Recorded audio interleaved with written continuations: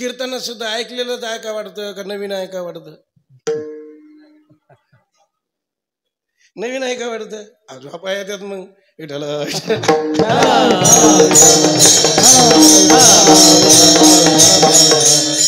नवीन ऐकलं की झोपा येतात बरं का. नवीन सांगायला लागले महाराज वेदांत, ब्रह्म, माया, लक्षण, तटस्थ लक्षण, स्वरूप लक्षण, सगत भेद, सजाती भेद, विजाती भेद. आता हे सगळे शब्द आपण कधी ऐकलेलेच नाही. हे ऐकायला लागलं की मायला झोपून जातात मग उद्या म्हणतात महाराज रात्री कीर्तन बोर झालं म्हणे. काही समजलं महाराज काय सांगत होता त्याचं त्यालाच कळत होतं की नव्हतं म्हणे. असे बोलत येते का? कारण त्यांनी कधी ऐकलेलं नाही. परमार्थातले चिंतन वेदांत प्रक्रिया कधीच ऐकलेलं नाही त्यांनी. आणि ते बसले ऐकायला आणि त्याला काय समजत. पण त्याला ऐकलेलं असलं, घरातलं घडलेलं असलं तर लई पटत. घरातलं घडलेलं पटत. समजा दोन घरात सासू सुना होत्या, त्याला थोडी चुरून चुरून खायची सवय होती समजा. समजून घ्यायचं काही खरं नाही असे. तुला चोरून खायची सवय होती. एक दिवस दूध तापलेलं होतं, सासूबाई बाहेरून आली, पाहिलं कोणी दिसत नाही, दूध तर थोडंच आहे, तरी घेतलं थोडंसं परातीत आणि खोलीत गेली प्यायला लागली. तेवढ्यात सुनबाई आली, तिने पाहिलं इकडं तिकडं कोणी दिसत नाही, तिने गिलासात घेतलं आणि त्याच खोलीत शिरली समजा.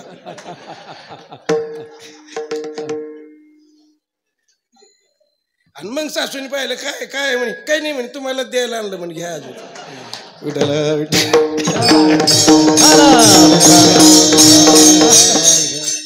कसं समजलं बरं तुम्हाला आता किती मजा येते याच्यात.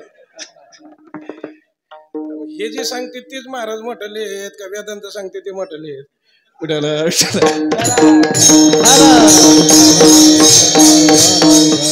दक्षिण कोणाला ज्यादा आहे? ऐकलेलं ऐकण्यात मजा येते, पाहिलेलं पाहण्यात मजा येते, खाल्लेलं खाण्यात मजा येते, चाखलेलं जे असतं त्याच्यात आनंद येतो. मग आपल्याला परमार्थाचे अनुभव नसल्यामुळे तो म्हणायला लागला, महाराज आम्ही कधी ब्रह्मरस अजून घेतलाच नाही, आम्हाला तो काही घ्यावा वाटत नाही. आणि तुम्ही काय म्हणता, ब्रह्मरस घेई काढा. हा काढा घ्या म्हणतात, पण आम्ही कधी घेतलेलाच नाही. जी वस्तू आपण घेतलेली नाही, पाहिलेली नाही, अनुभवलेली नाही, त्याच्यात काही मजा आहे का? एखादं विदेशातलं फळ आहे, तुम्हाला नावच माहित नाही त्याचं, तर ते खावं वाटण का कोणाला? ध्यानात येत नाही, कारण का कधी पाहिलेलं नाही. खाल्लेलं खावं वाटतं. विठाल विठाल.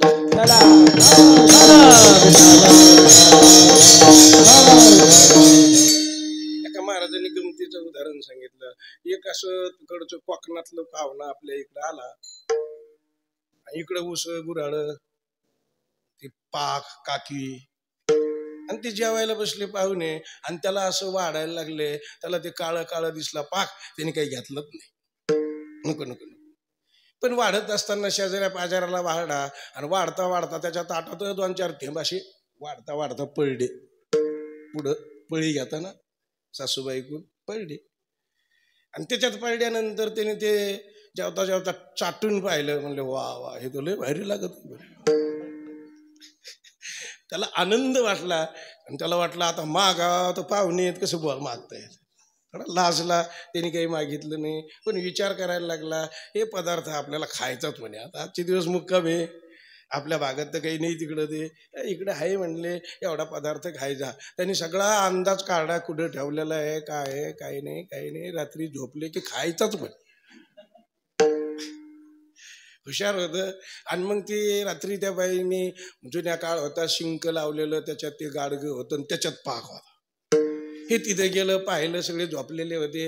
हळूच फडक्यात सोडून असा हात घालायचा आणि असं चाटून खायला लागला. त्याला आनंद यायला लागला. करता करता ते असं गाडगं दबलं त्याच्या हाताने, लवणलं त्याच्या अंगावर पडलं, बदा बदा बदा सगळं भरलं. ते कसं तरी चाटून बिटून त्याने खाल्लं. म्हणले आता अवघडच झालं, हे चिकट झालं सगळं, काय करावं. पुसायचा प्रयत्न केला, जमाना घरात कापसाची थापी होती, त्याने विचार केला कापसाला चिकटलं म्हणजे पुसून जाईल, म्हणून ते लोळलं असं कापसावर इकून तिकून, चिटकायचं ते निघायचं तर राहिलं बाजूला, पण पुन्हा चिकटलं. कापूस जास्त चिकटल्यामुळे त्याला तोही काढायला परिश्रम व्हायला लागले. म्हणले आता अवघडच फजिती आहे, पाहुणे उठले तर आपल्याला लई हसतील म्हणे. अवघड.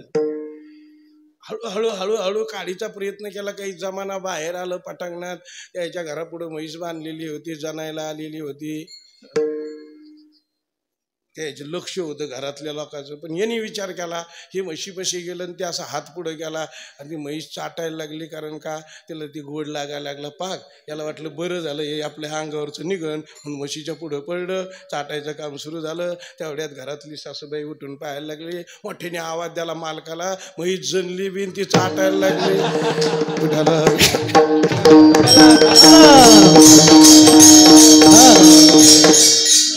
तुम्ही कुशाल झोपले.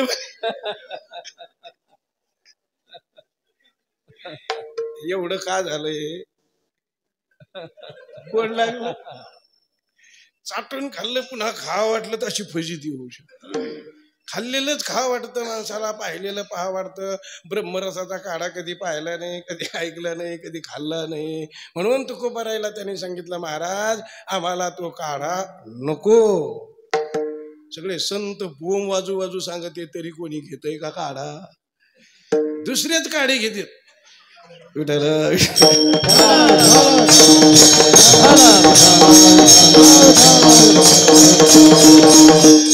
बरं कोणता काढा द्यायला आले एवढं तर ध्यानात ठेवा. हा ब्रह्मरसाचा काढा देण्याकरता तुकोबार आले. म्हणले काढा घ्या, काढा घ्या. त्यांनी सांगितलं आम्हाला गरज नाही, कारण आम्ही कधी खाल्ला नाही म्हणून खावा वाटत नाही.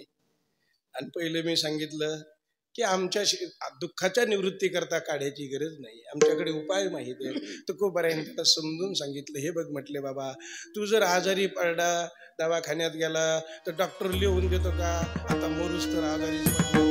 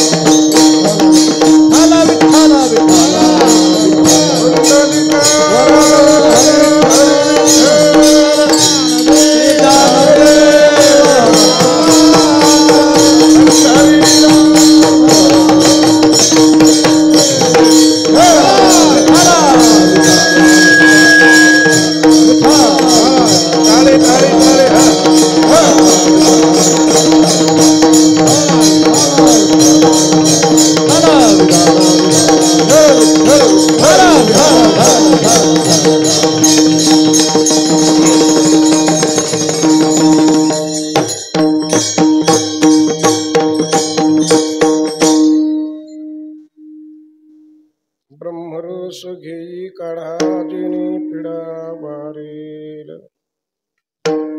पथ्य नाम विठोबाचे अनिक वाचे नशिवे. भवरोगा ऐसे जाय अनिक काय शुल्लके. पथ्य नाम विठोबाचे अनिक वाचे नशिवे. तुका म्हणे नो हे बाधा, तुका म्हणे नो हे बाधा अनेक कदा भूताची. पथ्य नाम विठोबाचे अनेक वाचे नशिवे. विठ्ठल विठ्ठल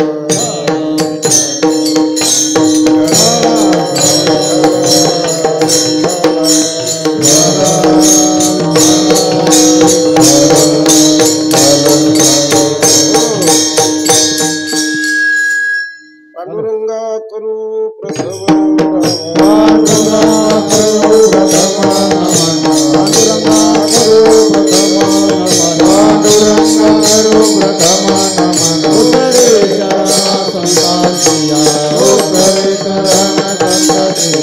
तू तरे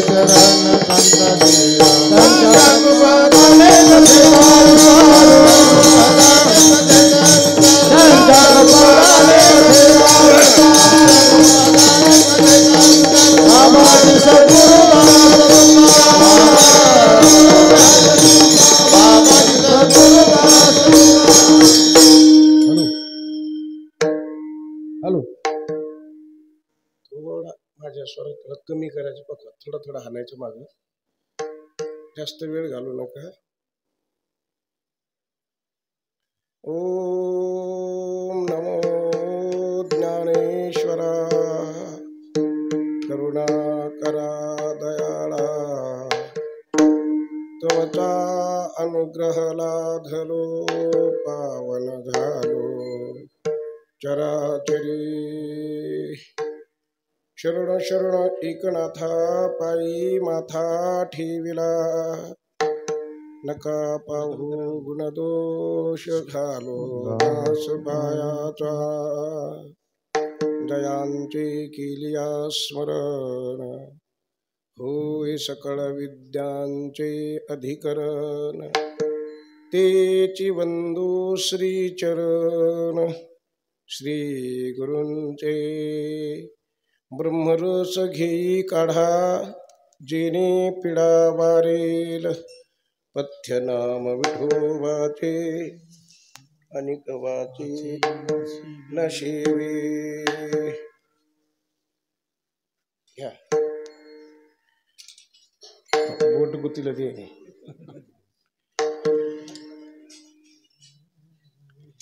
रस्तुस्थली प्राप्त प्रसंगी सालाबाद प्रमाणे चालू असलेला नवरात्री महोत्सव सोहळा सर्व देशामध्ये विदेशामध्ये सर्व भारतीय नागरिक हा नवरात्र महोत्सव मोठ्या श्रद्धेने साजरा करतात. आदिशक्ती देवीचे या भारतामध्ये 51 शक्तीपीठ आहेत आणि त्या पीठाच्या अंतर्गत अनेक उपपीठ आहेत. त्यापैकी आपलं गाव भावी निमगाव, या गावाच्या माध्यमातून अतिशय पुरातन, अतिशय सुंदर, भव्य दिव्य असणार आदिशक्ती मातेचं मंदिर आहे. आणि त्या मंदिरामध्ये अनेक वर्षापासून ही उत्सव परंपरा आहे. हरिभक्तीपरायण अशोक महाराज यांनी मला कल्पना दिली, जवळजवळ 60 वर्ष यावर्षी परिपूर्ण होत आहे. अतिशय सुंदरशी चाललेली ही उत्सव परंपरा समस्त गावकरी मंडळी, पंचक्रोशीतील भाविक भक्त मंडळी, अखंड हरिनाम सप्ताह कमिटी आणि आदिशक्ती मंदिराची जी काही कमिटी आहे, पुजारी वर्ग आहे, सर्वांच्याच श्रद्धेतून चालू असलेला अतिशय सुंदरसा उत्सव आहे. त्या उत्सवातील एक सेवा आदिशक्ती मातेच्या चरणी समर्पित करण्याचा योग प्राप्त आहे. सेवेकरता उपस्थित केलेला अभंग देहूचे सुप्रसिद्ध संत जगद्गुरु श्री तुकोबारायांचा आहे. अभंग 4 चरणाचा आहे. आणि जे कोणी इथे पीडित असतील अशा पीडित लोकांना एक काढा देऊन सुखी करण्याकरता महाराजांनी या अभंगामध्ये आणि तुम्हा आम्हाला पीडित जनाला आणि एक उपाय सांगितलेला आहे. एक काढा घेऊन तुकोबाराय तुमच्या आमच्याकरता आलेले आहे. ज्यांना कोणाला पीडा असेल त्यांनी काढा घ्यावा, ज्यांना कोणाला पीडा नसेल त्यांना काढ्याची गरजच नाही. काढा कोणाकरता? पीडित लोकांकरता. मग इथं आलेल्या लोकांपैकी कोणी पीडित नसेलच. जर असेल तर काढ्याची गरज नक्कीच आहे. आणि म्हणून पीडित जनाला काढा देण्याकरता तुकोबाराय घेऊन आले. कोणीतरी सद्ग्रस्त म्हणायला लागला, महाराज तुम्ही काढा आणला, आमच्या सगळ्या पीडा निवृत्त होतील. महाराजांनी सांगितलं, शंकाच घेऊ नको, सगळ्या पीडा तुझ्या निवृत्त होतील, तू सुखी होशील. म्हटले, महाराज काही पथ्य सांभाळावं लागेल का कसंही वागायला जमन? महाराजांनी सांगितलं, पथ्य सांभाळल्याशिवाय तुला काही गुण येणार नाही. म्हणजे काय पथ्य आहे? महाराजांनी पथ्य सांगितलं, विठोबाचं नाम पथ्य आहे. काढा मी तुम्हाला देणार आहे, विठोबाचं नाव घेत चलत जा. पथ्य नाम विठोबाचे अनिक वाचे न शेवी. दुसरं काही तोंडाला येऊ देऊ नको, मग तुझ्या सगळ्या पीडा निवृत्त होतील. म्हटले महाराज, भवरोगासारखा रोग आम्हाला झालेला आहे, तो रोग जाईल का? श्री तुकोबारायांनी सांगितलं, अरे भवरोग जाईल का हा प्रश्न तू बिलकुल मनातही आणू नको. कारण या ब्रह्मरसाच्या काढ्याने यच्ची अवस्थृष्टीतले सगळे रोग निवृत्त होतात. छोट्या छोट्या इडापिडा तर सहज जातात, आजार तर सहज जातात. सगळे रोग निवृत्तीची शक्यता या ब्रह्मरसाच्या काढ्यात असल्यामुळे भवसार रोगासारखा रोग सुद्धा या काढ्याने जाऊ शकतो. म्हणून भवरोगा ऐशी जाय अनिक काय शुल्लके. बाकीचे रोग तर सहज निघून जातील. म्हटले महाराज, बाकीचे रोग आम्हाला झालेले निघून जातील, पण मनाला झालेले रोग जातील का? कारण काही रोग शरीराला होते तर काही रोग, बरोबर आहे, तुमच्या लक्षात येतं, काही लोक मनाला होतात. मानसिक रोग त्याला म्हणतात. त्याचे डॉक्टरही वेगळेच राहतात, त्याला मेंटल हॉस्पिटलला घेऊन जावं लागतं. म्हणून बऱ्याच लोकांना ते रोग होतो. आणि तो रोग जाईल का? श्री तुकोबारायांनी सांगितलं, अरे सगळे रोग निवृत्त होतील. कायेचे रोग निवृत्त होतील, मनाचे रोग निवृत्त होतील, स्थूल शरीराचे रोग निवृत्त होतील, सूक्ष्म शरीराचे रोग निवृत्त होतील. तुझा कारण शरीर निघून जाईल, तुला कोणताच रोग राहणार नाही, कशाची बाधाही होणार. म्हणतो का म्हणे नो हे बाधा अनिक कदा भूतांची. पथ्य नाम विठोबाचे अनिक वाचे न शेवे. असं स्वरात आलं ना आता. विठ्ठल विठ्ठल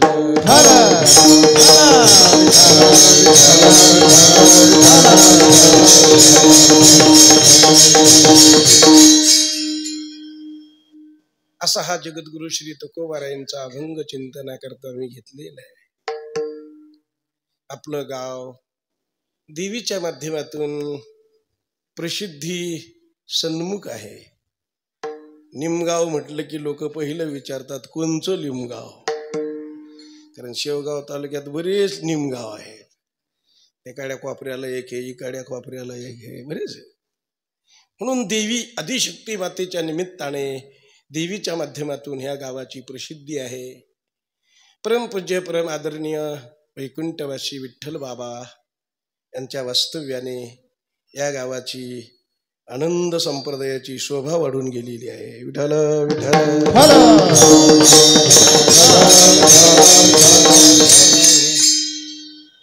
अतिशय सुंदर साधू संतांचं मार्गदर्शन आहे. परमपूज्य परम आदरणीय पूज्य भास्कर गिरीजी महाराज आपल्याकडे येणं जाणं आहे, मार्गदर्शन आहे. त्यांच्याच मार्गदर्शनातून हरिभक्तीपरायण अशोक महाराज बोरुडे या संस्थांशी जोडले गेले बाबांच्या आशीर्वादाने. आणि समाजाचं प्रेम आहे आणि त्या प्रेमाच्या माध्यमातून चालू असलेला हा सुंदरसा उत्सव आहे. महाराजांचं नेतृत्व आहे. सुंदर गावकरी, भजनी मंडळी, टाळकरी, मृदंग वादक, माझे गुरुबंधू हरिभक्तीपरायण मिरधे महाराज कीर्तनाच्या निमित्ताने आले. अशोक महाराज म्हणले आम्ही त्याला ठेवूनच घेतलं म्हणे. हे लय चांगलं राहतं. बाई भेटायला आले आणि म्हणले आता दसरा करूनच जाय देवीचं. म्हणून म्हणले आम्ही ठेवूनच घेतलं. महाराजांनी थांबल्यामुळे आणखी सुंदर शोभा येते. अशी परमस्नेही सुदाम बाबा आहेत. आपण सगळे गायक वादक, माझ्या परिचयाचे अपरिचित असणारे सर्व उपस्थित श्रोतृवर्ग, टाळकरी वृंद, अतिशय सुंदरसा चालू असलेला उत्सव आहे. अशोक महाराजांनी महाराष्ट्रातील अतिशय सुंदर विद्वान कीर्तनकार आपल्याला यावर्षी दिलेले आहे. अतिशय सुंदर कीर्तनकार दिल्यामुळे देवीला वाटलं दरवर्षी जेवढे लोक येत होते तेवढेच आले पाहिजेत.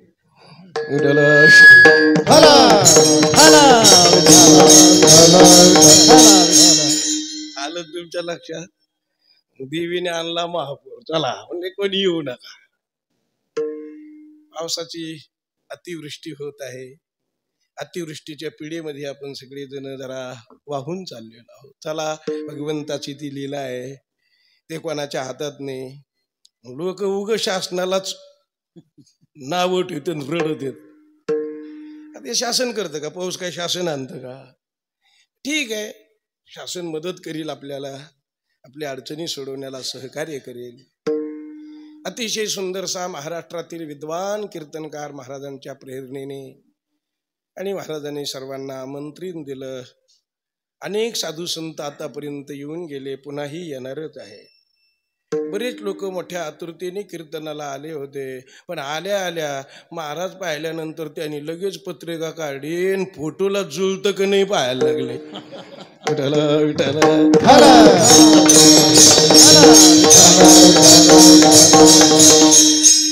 बऱ्याच लोकांनी जुळून पाहिलं असं, मग त्याला वाटलं तेच महाराज आहेत का दुसरे महाराज. असे अनेक पद्धतीने लोकांच्या लक्षात येऊन जातं. कधी कधी होतं असं, ही अपरिहार्य कारण असतात. आणि त्यामुळे इथे उभा राहण्याचा योग प्राप्त झाला. सद्गुरु जोग महाराजाच्या परंपरेतले आम्ही सर्व,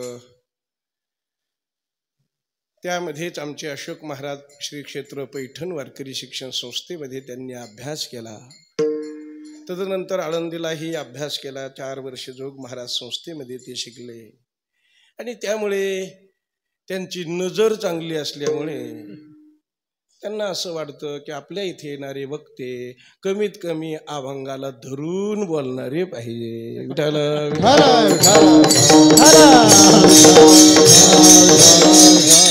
म्हणजेच अभंग सोडणारे पाहिजे. वक्ते कसे पाहिजेत? अभंग. ध्यानात आलं ना तुमच्या? सोडणारे म्हणजे सोडणारे का अभंग सोडून देणारे?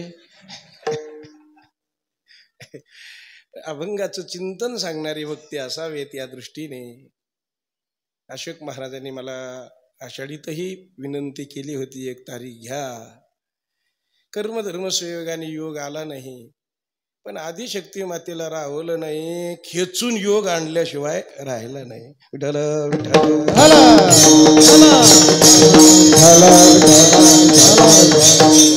चला, जगद्गुरु श्री तुकोबारायांचा अभंग आहे. कोणाकरता अभंग आहे?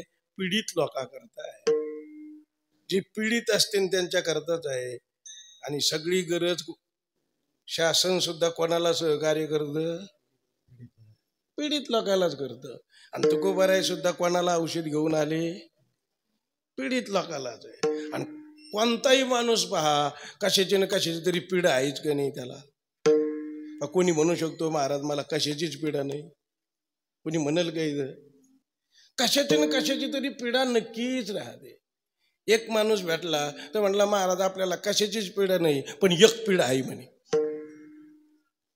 अरे म्हटले तुला कशाचीच नाही पण एक कोणती आहे? ते म्हटलं आपलं घर आहे ना अगदी मारुती मंदिराच्या जवळ आहे आणि काकड्याच्या महिन्यात 4:30लाच भोंगा सुरू होतो, तेच लय पीड आहे म्हणे आपल्याला.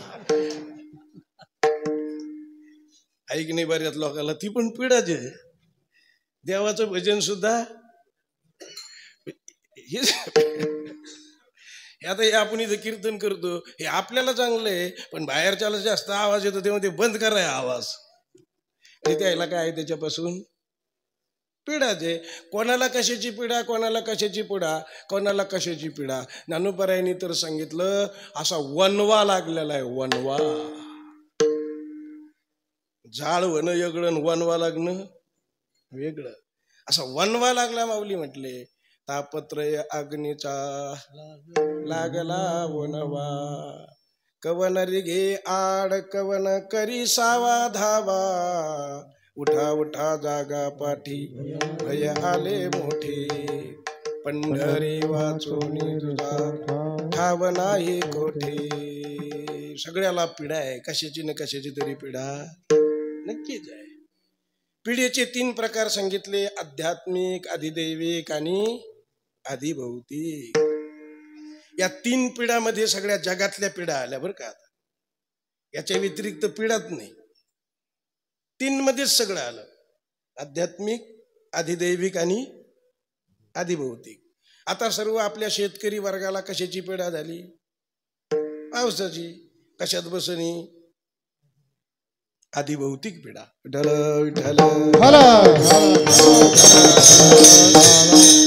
अधिदैविक पिढा. दैविक पिढा म्हणजे देवाचा प्रकोप होतो, इंद्रचंद्रादी देव, आणि मग ते अतिवृष्टी करतेत नाही तर अनावृष्टी करते. भगवान श्रीकृष्णाला पण इंद्राने काय दिली? ती पिढा दिली होती ना. खूप पाऊस पडला 7 दिवस. पिढा. अधिदैविक पिढा. त्या पिढीने इंद्रचंद्रादी देवाने देवाला सोडलं नाही तर आपल्याला कवा सोडायचं? म्हणून दैविक प्रकोप होणं त्याचं नाव दैविक पिढा. चोर व्याघ्रादिकापासून मानवापासून पिढा होणं अधिभौतिक पिढा. आणि आपल्या शरीरात रोग होणं आध्यात्मिक पिढा. एक माणूस सज्जन तुकोबरायच्या पुढे आला आणि तुकोबरायला म्हणायला लागला, महाराज तुम्ही जे पिढा औषध सांगायला लागले ते आम्हाला घेण्याची गरज नाही. म्हणले का रे बाबा, तुला पिढा नाही का? ते म्हणला पिढा आहेत मला माहीत आहे, पिढा बी मला माहीत आहे आणि त्याच्या निवृत्तीचे उपाय पण माहीत आहेत. तुमचा काढा घ्यायची काही गरज वाटत नाही. असं त्याने तुकोबराईच्या पुढे मांडलं. बघा म्हटले महाराज, शरीराला जर रोग झाला तर रामकृष्ण हरी म्हणीत बसावं का दवाखान्यात जावं? तुकोबराईचा ब्रह्मरसाचा काढा घ्यावा का दवाखान्यात जावा? शहाणा माणूस कशाला म्हणतो ते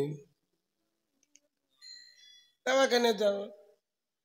तो सांगायला लागला, महाराज आमच्या शरीराला जर रोग झाला, ह्या भारी भारी दवाखाने निघलेत म्हणे. आता दवाखान्यात गेलं की पिढा निघून जाते. तुमचा काढा घ्यायची गरज नाही. एखाद्या देवाने जर धरलंच आपल्याला, देव धरते की नाही धरीत? काही काही लोक म्हणते देव धरीतच नाही, काही काही म्हणते देव धरतेत, त्राण देतेत, देव धरतेत. आणि देव धरतेत हे शास्त्रांनी मान्य केलेलं आहे. श्री तुकोबरायाच्या अभंगामध्ये शब्द आहे, तुम्हाला माहित आहे, शेंदरी हेंदरी दैवते कोणती पूजी होते. पण पुढं काय माहितीये ना, आपुल्या पोटाजी रडते मागती शिती अवदान, आपुले इच्छे आणि का पिढी. म्हणजे धरतेत की नाही देव? काही म्हणतात नाही धरीत, काही म्हणतात धरतेत.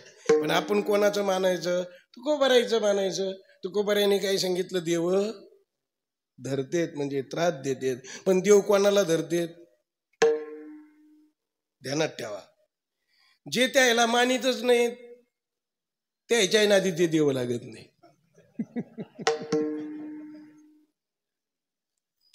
ते देव लय हुशार आहेत. आणि जे कोणी ब्रह्मज्ञानाने परिपूर्ण होतात त्याच्या नादी ते देव लागत नाही. मग देव धरतेत कोणाला? ते जे त्याला मानतेत का, मग देव त्याच्यात नादी लागत. एकदा का तुम्ही कंदुरी केली की पुढच्या वर्षी ते देव वाट पाहणारच. यंदा का म्हणून नाही आले.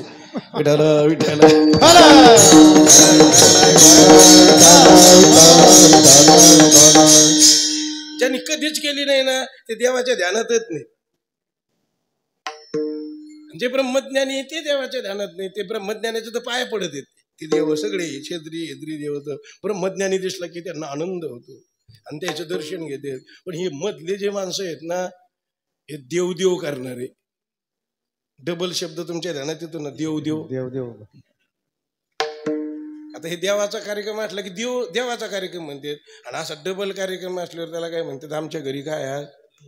देव देव आहे. देव देव काहून म्हणतात का डबल माहिती आहे का तुम्हाला? त्याच्याकरता म्हणतात की पहिला कार्यक्रम देवाचा आहे म्हणून देव, आणि कंदुरी खायला मिळते म्हणून देव देव देव. असा डबल शब्द त्याच्याकरता येतो. आमच्या घरी देव देव आहे. देव देव म्हणलं की समजून घ्यायचं. पण अशा पद्धतीने हे जे देवता आहेत ह्या सुद्धा तुम्हा आम्हाला पीडा देतात, हे नक्कीच आहे. पण कोणालाही पीडा देत नाहीत. तुकोबाराय म्हणतात, देवाचे जे भक्त आहेत त्या भक्ताला इथे पीडा देत बिलकुल देत नाही. त्याला घाबरायचंच नाही आपण. जे घाबरत नाही ते त्याच्या नादीत लागत नाही. पण अशा ज्या देवदेवता आहेत ह्या जर आपल्याला पीडा देत असतील तर त्यांनी सांगितलं, महाराज तुमच्या ब्रह्मरसाचा काढा घ्यायची गरज नाही, काही नाही, त्याचं नवस पूर्ण करायचा, काम होऊन जात. तिसरी गोष्ट त्यांनी सांगितली, चोरापासून जर भिऊ वाटत असेल संध्याकाळी शेतात जायला बंदूक घेऊन यायचं, म्हणे लायसन काढायचं, आणि शस्त्रास्त्र आपल्या जवळ असल्यावर चोराची भीती सुद्धा वाटत नाही. शस्त्रास्त्राच्या बळावर आम्हाला भीती राहत नाही, याकरिता आम्हाला तुमचा ब्रह्मरसाचा काढा घ्यायची गरज नाही. एक मुद्दा त्यांनी सांगितला.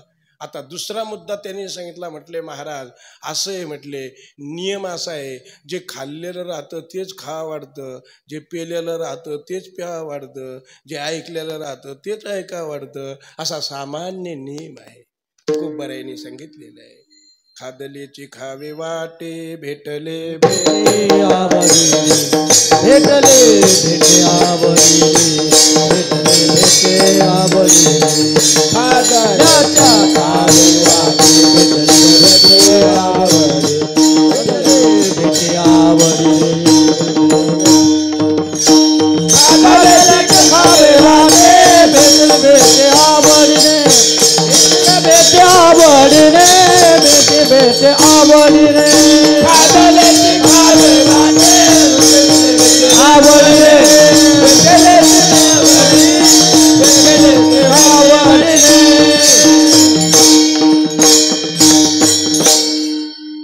सामान्य नियम असा आहे, खाल्लेलंच खा वाढतं, प्याल्यालंच प्या वाढतं, असा नियम आहे. काही काही माणसं वयाच्या 40शीत माळकरी होते, अगोदर सगळं केलेलं राहते, खाल्लेलं प्यालेलं सगळं, आणि झाले माळकरी. महाराजांनी आग्रह केला, दिंडीत गेले, बदलले, माळकरी झाले. पुढे बरेच दिवस निघून गेले, वय होत गेलं, 70च्या पुढे गेले, आजार झाला, खाटावर पडले. लोक भेटायला यायचे. एक दिवस पोरायला बोलले, म्हणले पोरा मनच जायला लागलं रे.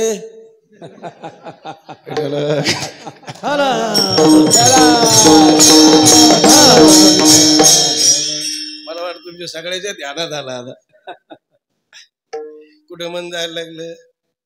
पहिलं 40च्या अगोदर केलेलं होतं, खाल्लेलं होतं, पेलेलं होतं, मग त्याच्यामुळे त्याचं मन घ्यायला लागलं, आणि मग पोराला म्हणे पोरं मनच जायला लागलं. पोरं पण बापाची आज्ञाधारक होते. अरे म्हणले नाही, बापाची इच्छा पूर्ण केली पाहिजे, मरता मरता आणलं ते घातलं शिजून, मग काय करता. पण का खावं वाटलं? खाल्लेलं होतं म्हणून. खाल्लेलंच खावं वाटतं आणि पेलेलंच प्यावं वाटतं. एक दारुड्या होता, एका महाराजाला भेटला. महाराज म्हणले, अरे तू दारू पित जाऊ नको ना. ते म्हणले, महाराज तुम्हीच काय सांगता? म्हणे मला सारं गाव सांगतो दारू पित जाऊ नको. कोणी भेटलं की म्हणता, अरे तू दारू पित जाऊ नको बाबा. गावच काय, पाहुणे रावळे भेटले की शिकितात मला, तू दारू पित जाऊ नको. बायको घरी आलं की दारू पिऊन अशी उरफटी बोलती, काही म्हणते, आले का ढोसून म्हणले, असं काही बोलती, मर्यादाच नाही. ती पण म्हणते पेत जाऊ नका. पोरं मोठाले झाले, आता ते उगरायला लागले म्हणे माग, आता ते म्हणते दारू पेत जाऊ नको. आणि मला पण वाटतं दारू पिणं काही चांगलं दिसत. काय करता म्हटले महाराज. महाराज तुम्ही कधी दारू पिलते का म्हणे. महाराज म्हटले, अरे असं काय बोलतो, मी दारूचा वास घेतला नाही कधी, आपण दारूच्या नादी लागलो नाही, दारूचं नाव घेत नाही. म्हणले बरोबर आहे, मग तुम्हाला त्यातली टेस्टच नाही. ते काय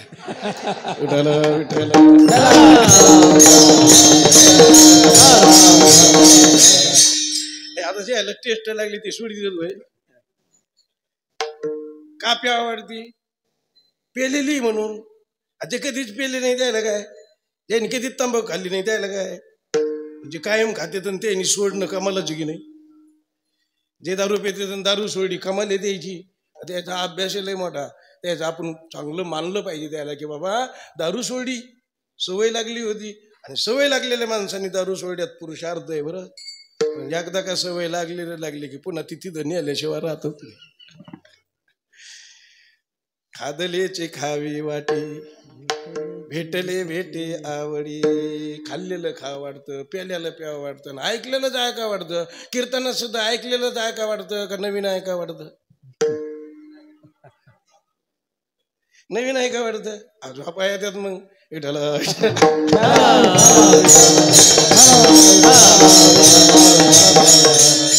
नवीन ऐकलं की झोपा येतात बरं का. नवीन सांगायला लागले महाराज वेदांत, ब्रह्म, माया, लक्षण, तटस्थ लक्षण, स्वरूप लक्षण, सगत भेद, सजाती भेद, विजाती भेद. आता हे सगळे शब्द आपण कधी ऐकलेलेच नाही. हे ऐकायला लागलं की मायला झोपून जातात मग उद्या म्हणतात महाराज रात्रीला कीर्तन बोर झालं म्हणे. काही समजलं महाराज काय सांगत होता त्याचं त्यालाच कळत होतं की नव्हतं म्हणे. असे बोलत येते का, कारण त्यांनी कधी ऐकलेलं नाही. परमार्थातले चिंतन, वेदांत, प्रक्रिया कधीच ऐकलेलं नाही त्यांनी. आणि ते बसले ऐकायला आणि त्याला काय समजत. पण त्याला ऐकलेलं असलं, घरातलं घडलेलं असलं तर लई पटत. घरातलं घडलेलं पटत. समजा दोन घरात सासू सुना होत्या, त्याला थोडी चुरून चुरून खायची सवय होती समजा.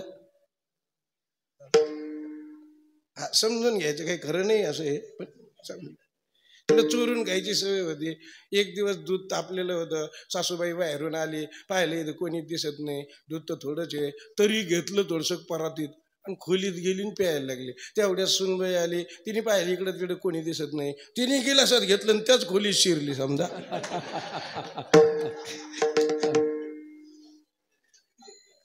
आणि मग सासूने पाहिलं काय काय म्हणे, काही नाही म्हणे, तुम्हाला द्यायला आणलं म्हणे, घ्या अजून.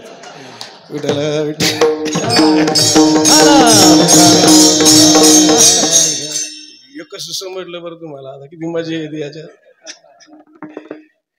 हे जे सांगते तेच महाराज मोठले आहेत का वेदांत सांगते ते मोठले आहेत.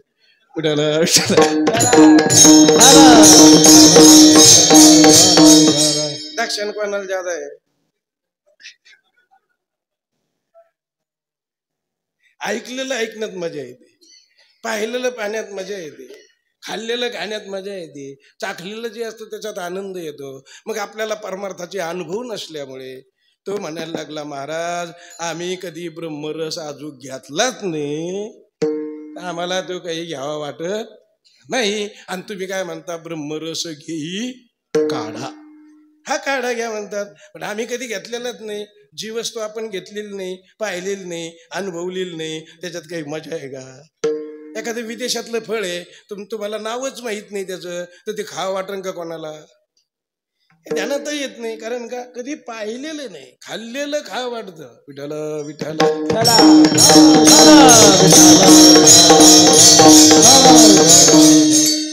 एका महाराजांनी गमतीचं उदाहरण सांगितलं. एक असं तिकडचं कोकणातलं पाहुणा आपल्या इकडं आला, इकडं ऊस गुराळ, ते पाक काकी, आणि ते जेवायला बसले पाहुणे, आणि त्याला असं वाढायला लागले, त्याला ते काळं काळं दिसला पाक, त्याने काही घेतलंच नाही. नको नको नको. पण वाढत असताना शेजाऱ्या पाजाराला वाढा, आणि वाढता वाढता त्याच्या ताटात 2-4 थेंब असे वाढता वाढता पडले. पुढं पळी घेताना सासूबाईकून पडले, आणि त्याच्यात पडल्यानंतर त्याने ते जेवता जेवता चाटून पाहिलं. म्हणले वा वा, हे तो लय भारी लागत. त्याला आनंद वाटला, आणि त्याला वाटलं आता मागा तर पाहुणे आहेत, कसं बोल मागतायत. लाजला, त्याने काही मागितलं नाही. पण विचार करायला लागला, हे पदार्थ आपल्याला खायचाच म्हणे. आता आजचे दिवस मुक्काम आहे, आपल्या भागात तर काही नाही, तिकडं ते इकडे आहे म्हणले, एवढा पदार्थ खायचा. त्यांनी सगळा अंदाज काढला, कुठं ठेवलेला आहे, काय आहे, काही नाही काही नाही. रात्री झोपले की खायचाच म्हणे. हुशार होतं. आणि मग ते रात्री त्या बाईने, जुन्या काळ होता, शिंक लावलेलं, त्याच्यात ते गाडगं होतं आणि त्याच्यात पाक होता. हे तिथे गेलं, पाहिलं, सगळे झोपलेले होते. हळूच फडक्यात सोडून असा हात घालायचा आणि असं चाटून खायला लागला. त्याला आनंद यायला लागला. करता करता ते असं गाडगं दबलं त्याच्या हाताने, लवणलं त्याच्या अंगावर पडलं, बदा बदा बदा सगळं भरलं. ते कसं तरी चाटून बिटून त्याने खाल्लं. म्हणले आता अवघडच झालं, हे चिकट झालं सगळं, काय करावं. पुसायचा प्रयत्न केला. जमाना घरात कापसाची थापी होती, त्याने विचार केला या कापसाला चिकटलं म्हणजे पुसून जाईल, म्हणून ते लोळलं असं कापसावर इकून तिकून. चिटकायचं ते निघायचं तर राहिलं बाजूला, पण पुन्हा चिकटलं. कापूस जास्त चिकटल्यामुळे त्याला तोही काढायला परिश्रम व्हायला लागले. म्हणले आता अवघडच फजिती आहे, पाहुणे उठले तर आपल्याला लय हसतील म्हणे, अवघड. हळूहळू हळूहळू काढीचा प्रयत्न केला. काही जमाना बाहेर आलं पटांगणात. त्याच्या घरापुढे म्हैस बांधलेली होती, जनायला आलेली होती. त्याचं लक्ष होतं घरातल्या लोकांचं. पण यांनी विचार केला, हे म्हशीपाशी गेलं आणि ते असा हात पुढं गेला आणि ती म्हैस चाटायला लागली. कारण का त्याला ती गोड लागायला लागला पाक. याला वाटलं बरं झालं हे आपल्या अंगावरचं निघण, म्हणून म्हशीच्या पुढं पडलं. चाटायचं काम सुरू झालं. तेवढ्यात घरातली सासूबाई उठून पाहायला लागली. मोठ्याने आवाज द्याला मालकाला. म्हैस जनली बिन ती चाटायला लागली. उठाला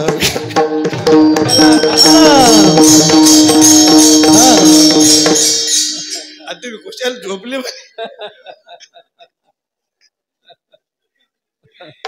एवढं का झालंय? कोण लागलं? चाटून खाल्लं पुन्हा खावं वाटलं तर अशी फजिती होऊ शकते. खाल्लेलंच खावं वाटतं माणसाला, पाहिलेलं पाहा वाटतं. ब्रह्मरसाचा काढा कधी पाहिला नाही, कधी ऐकला नाही, कधी खाल्ला नाही. म्हणून तुकोबारायला त्यांनी सांगितलं, महाराज आम्हाला तो काढा नको.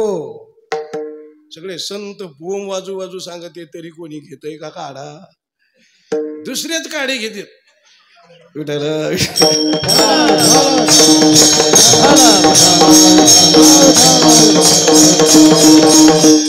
बरं कोणता काढा द्यायला आले एवढं तर ध्यानात ठेवा. हा ब्रह्मरसाचा काढा देण्याकरता तुकोबाराय आले. म्हणले काढा घ्या, काढा घ्या. त्यांनी सांगितलं आम्हाला गरज नाही, कारण आम्ही कधी खाल्ला नाही म्हणून खावा वाटत नाही. आणि पहिले मी सांगितलं की आमच्या दुःखाच्या निवृत्ती करता काढ्याची गरज नाही, आमच्याकडे उपाय माहिती आहे. तुकोबारायांनी त्याला समजून सांगितलं. हे बघ म्हटले बाबा, तू जर आजारी पडला, दवाखान्यात गेला तर डॉक्टर लिहून देतो का आता मरूस तर आजारीच पडणार नाही? असं लिहून देत नाही, कारण आजार पुन्हा येऊ शकतो. म्हणजे डॉक्टरकडे इलाज केला तर पुन्हा आजार होण्याची शक्यता आहे. देवाचा नवस फेडला तर पुन्हा देव धरल्याशिवाय राहणार नाही. आणि चोरापासून रक्षण होण्याकरता बंदूक जर असली आणि 25 चोर असले तर एकट्याच काही चालून का? त्याची बंदूक हिसकून घेतील आणि चांगला त्याला मारल्याशिवाय राहणार नाही. म्हणजे तुझे जे उपाय आहेत दुःख निवृत्तीचे ते योग्य उपाय नाहीत, अयोग्य उपाय आहेत. आत्यंतिक निवृत्ती ते करू शकत नाही. तो म्हटला बरोबर आहे महाराज, तुम्ही सांगितलं मला पटलं, पण काढा आम्हाला घ्या वाटत नाही. म्हटलं एक लक्षात ठेव, जर एखादी गोष्ट महत्वाची असली, कधी तुम्ही खाल्लेली नाही, कधी पाहिलेली नाही, तरी पण सांगणारा माणूस जर जीवाचा भावाचा असला तर त्याचं ऐकून तुम्ही खाता की नाही? खाता की नाही? आपण तुम्ही तंबाखू खाता का? नाही ना, इथं कोणीच नसेल तंबाखू.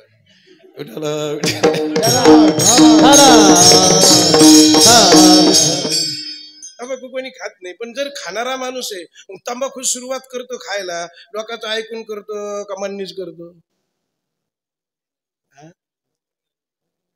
एवढा लहानपणी मित्र असले, एखादं तंबाखू खातं, हे खात नाही, हे म्हणते घेणार थोडेसे, ते म्हणलं नको नको आपल्याला चक्कर येईल. ते म्हणलं तुला सांगतो आयडिया, ही काडी आहे ना अशी दाढी ठेवायची, गिळायचं नाही म्हणे पाणी, आणि थोडीशी कशी तुला सवय झाली की मग ते बरोबर काही अडचण तुला होणार नाही. मग हळूहळू हळूहळू प्रॅक्टिस होती. 2-5 दिवस प्रॅक्टिस झाल्यावर एवढा बॉकना जरी ठेवला त्याला काही होतं का? नाही. पण ते लोकांनी सांगितलं म्हणूनच शिकला की नाही. दारू काय म्हणणे जाऊन पितं का माणूस दुकानात? संगती सोबते, निवडणुका, लग्न, कोर्सच आहेत ते त्याचे.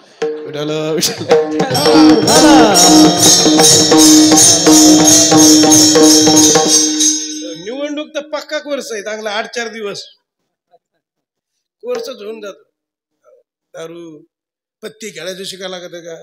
त्याच्याकरता आपल्या हिंदू लोकांनी गणपती ठेवलेला आहे,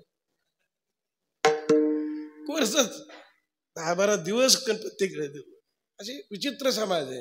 म्हणून असो आपला विषय काय चालला महत्वाचा, की अशा पद्धतीचे हे जे काही आपण न पाहिलेले न अनुभवलेल्या गोष्टी असतात. पण सांगणारी माणसं जर चांगले असले तर माणूस करून पाहतो की नाही, ते नक्कीच करतो. कारण सांगणारा चांगला आहे, त्याचं ऐकत होतो. जुन्या काळामध्ये मुलीचे लग्न जर लवकर जमत नसलं, बाप परेशान राहायचे. आणि परेशान असलेला बाप मग एखाद्या माणसाला भेटला, पाहुण्याने विचारलं, बाबा काय चाललंय काय नाही. काही नाही म्हणे, मुलीचं लग्नाचाच योग आहे ना. ठीक आहे म्हणे, तुम्हाला पत्ता सांगतो. श्रीगोंदा तालुक्यात जा, आपले पाहुणे आहेत, जवळचे आहेत, माणसं चांगली आहेत, पोरग नोकरीला लागलेले आहे, एकदम बेस्ट आहे. फक्त तुम्ही एकदा जा, नजर टाकून या, पुढचं माझ्याकडे सोपून द्या. असा मध्यस्थी माणसाने सांगितलं. याचा त्याच्यावर विश्वास होता. बरोबर पत्ता घेऊन त्या गावाला गेला. पाहिला होता कधी घर? कधी नाही. नवरदेव पाहिला नाही, काहीच माहीत नव्हतं. पण सांगणारा चांगला असल्यामुळे तिथे गेला, सगळं बघून आला, मुलगा पाहिला, आनंद वाटला. गावाकडे आला, तो भेटल्यावर त्याला सांगितलं, ठीक आहे, आपल्या मनात बसलं बरं का, चांगलं घर आहे, काही हरकत नाही, आपली मुलगी देऊन टाकू. पुढचा ते मध्यस्थी माणूस म्हणला, सगळं बाकीचं मी करतो म्हणले, तू काही टेन्शन घेऊ नको. काय द्यायचं, काय करायचं, कुठं लग्न करायचं, कसं करायचं, कोणाला बोलायचं, सगळे कुठं करतो. मग मध्यस्थी माणसाने जबाबदारी घेतली. पुढच्या माणसाने मोकळ्या मनाने होकार दिला. बरोबर मुलीचं लग्न झालं आणि त्याचा संसारही चांगला चालायला लागला. पण आपल्याला हे काढा घ्यायचं सांगणारे कोण आहेत? गावातले गांजे पेणारे आहेत का? इकडचे तिकडचे कोणी आहेत का? सांगणारे श्री तुकोबाराय आहेत. आणि सांगणारे संत असल्यामुळे त्याच्या ऐकावं नाही आपण, त्यांच्यावर विश्वास ठेवावा. संताची पायी हा माझा, संताची पायी हा माझा विश्वास, सर्व भाविदास झालो त्यांचा,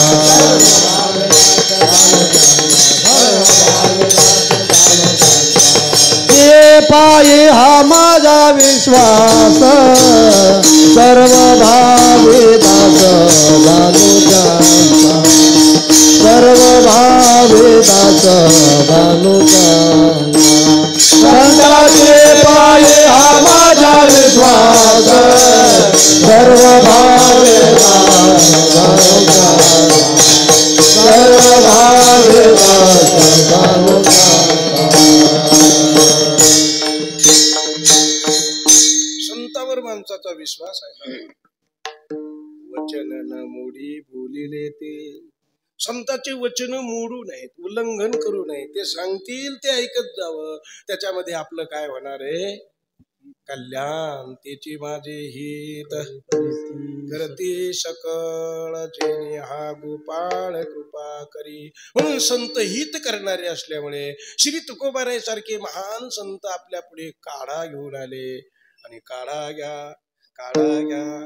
ब्रह्मरसाचा काढा घ्या, की ज्यामुळे तुमच्या सर्व पीडा निवृत्त होतील. असं पहिल्या चरणात ब्रह्मरसा घे काढा, ब्रह्मरसा घे काढा, ब्रह्मरसा घे काढा, ब्रह्मरसा घे काढा, ब्रह्मरसा घे काढा, ब्रह्मरसा घे काढा, ब्रह्मरसा घे काढा, ब्रह्मरसा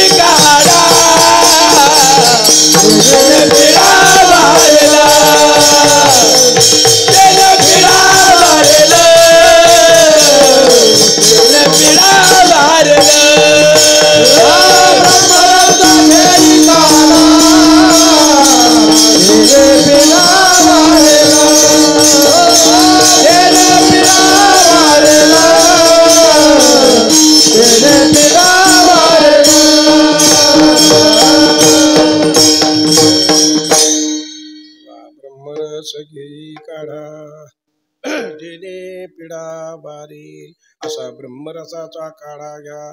म्हटली तुम्हाला कशाची पिढा राहणार नाही, सगळे दुःख निवृत्त होऊन जातील आणि तुम्ही सुखी व्हाल. फक्त माझा काढा घ्या. आता या ब्रह्माला रस म्हटले. रस, रस कशाला म्हणतात तुम्हाला माहित आहे?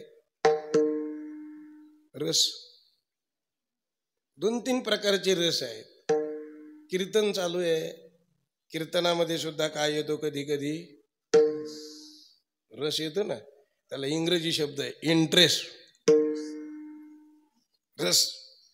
लोक म्हणतात वा वा वा, लय कीर्तनात रंग आला, म्हणजे रस आला. रस म्हणजे साहित्यामध्ये सुद्धा रस आहे. साहित्यामध्ये किती रस आहेत? नवरस आहेत. नवरशी भरवी सागरू, करवी उचित रत्नाचे आगरू, भावार्थाचे गिरीवरू निफजवी माये. म्हणून बोलणाऱ्या माणसाकडं काय पाहिजे? साहित्यातला रस पाहिजे ना. तेव्हा त्याचं बोलणं लोकांना गोड लागत, आनंद येतो. 2 तास कुठं जाते तर कळत नाही. आणि काय जे ह्याच्या बोलण्यात रसच नाही, याचं बोलणं असं वाटतं की कवा संपतं काय माय. आळ्या पिळ्या देतात माणसं, बेजार होते. का? रसच नाही. बोलण्यात रस पाहिजे, साहित्यिक भाषा पाहिजे, अलंकारिक भाषेत बोलता आलं पाहिजे, दृष्टांतामध्ये वागता कुशल पाहिजे, बोलण्यामध्ये गोडवा पाहिजे आणि सुसंबद्ध तो बोलला पाहिजे. माऊलीने गुरुकडे प्रार्थना केली की माझ्या ज्ञानेश्वरीत रस आला पाहिजे. नवरसी भरवी असा रस झाला पाहिजे. ज्ञानेश्वरी गोड वाटली पाहिजे लोकाला. ज्याला काही समजत नाही, गळ्यात माळी नाही, त्याला वाचावं वाटावी ज्ञानेश्वरी. हे साहित्यिक लोक नाही का, इतर धर्माचे इम पाठांसारखे अनेक लोक झाले या महाराष्ट्रामध्ये की त्याच्या गळ्यात माळी नाही, मांसाहारी आहे, ज्ञानेश्वरी वाचित येत. ते बरं का, कवून वाचित येत? यायला त्याच्यात रस येतो. वा वा वा, काय दृष्टांत आहे, काय अलंकारिक भाषा आहे, काय असं लिखाण आतापर्यंत कोणाला जमलंच नाही. म्हणून ज्ञानेश्वरी ते वाचित येत. भाव धरून वाचित येत कधी? भाव धरून नाही वाचित येत, ते अभ्यास करण्याकरता वाचित येत. जे लोक अभ्यास करण्याकरता वाचित येत त्यालाही त्याच्यातून मिळतंय, मिळत नाही असं नाही, पण रसिकत्व मिळतंय. वाचे बरवे कवित्व, कवित्वे बरवे रसिकत्व, इथपर्यंत. पण तिथून पुढे आणखी लक्षात घ्या, ज्यांच्याकडे भावना आहे त्यांच्याकरता हे रसिकत्व परब्रह्मापर्यंत नेऊन पोहोचवत आहे. पण ज्ञानेश्वरी मग कशी वाचावी? भाव धरून. आपल्या वारकरी बऱ्याच लोकांना ज्ञानेश्वरी कळत नाही, पण भाव धरून वाचित येत. माऊलीची कृपा त्यांच्यावर होते. बरं, ज्ञान होय आदानाचे, ज्ञान होय आदानाचे, ज्ञान होय आदानाचे, ज्ञान होय आदानाचे. ऐसा वर याती केसी, ऐसा वर याती केसी, ऐसा वर, ऐसा वर, ऐसा वर यात केसी. ज्ञान होय आदानाचे, ज्ञान होय आदानाचे, ऐसा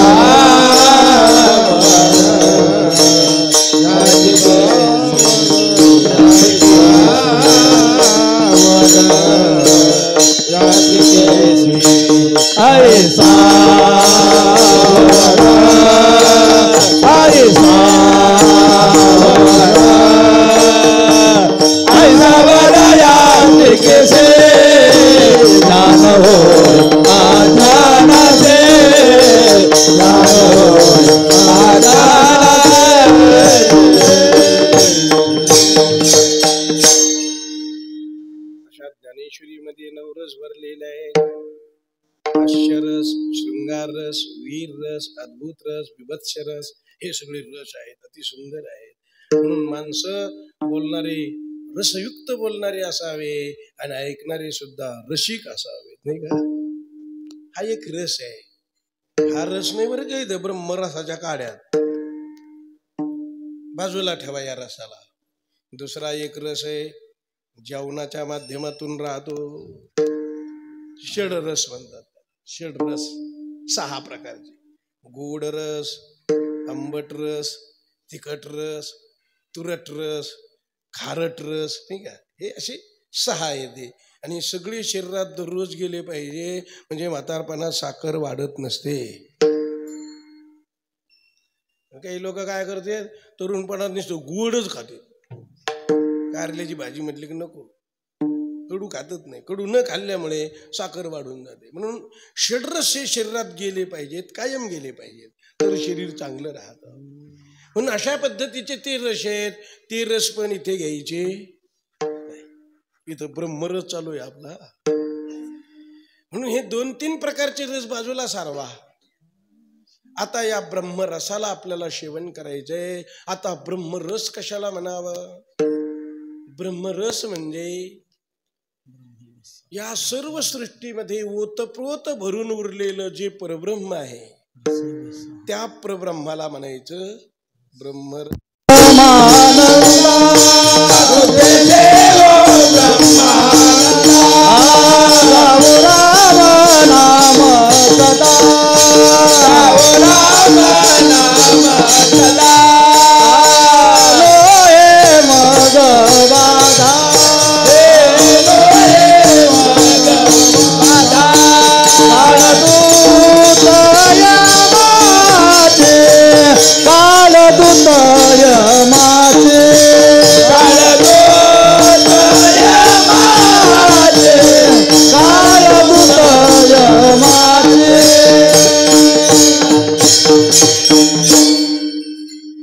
ब्रह्मरस आपल्याला ब्रह्मरस म्हणायचं. ब्रह्मरस कशाला म्हणावं? एक सामान्य रूपाने आपल्या पुढे विषय मांडतो. रस कशाला म्हणतात तुम्हाला माहित आहे? रस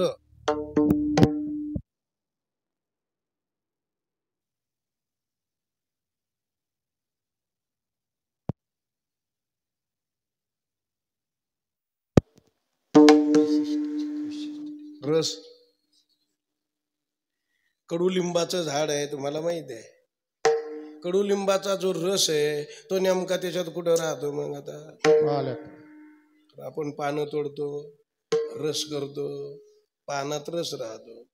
जर तुम्ही त्याच्यात मधात फांदीला जर असं किंवा खोडाला कुऱ्हाड आणली, असं झालं बारीक थोडं जागा केली, तर तिथं काय निघत? काहीच नाही निघत. साल निघल्यावर त्या आतल्या भागातून काय निघत? हा चिक निघतो. म्हणजे त्याच्यातून जे येतं ना द्रव, ते सुद्धा त्याचा काय आहे? रसच आहे. आणि खाली मुळं असतात. कधी कधी आपल्याला मुळं आयुर्वेदिक मध्ये सांगते ठेचून काढा आणि त्याचा रस घ्या, म्हणजे मुळात रस असतो की नाही, आणि पानात सगळ्या ठिकाणी असतो की नाही त्या झाडात. हे नाही मान्य तुम्हाला? हे मान्य नसेल तर ऊसाचं सांगा बरं, कुठं राहतो रस? उठाला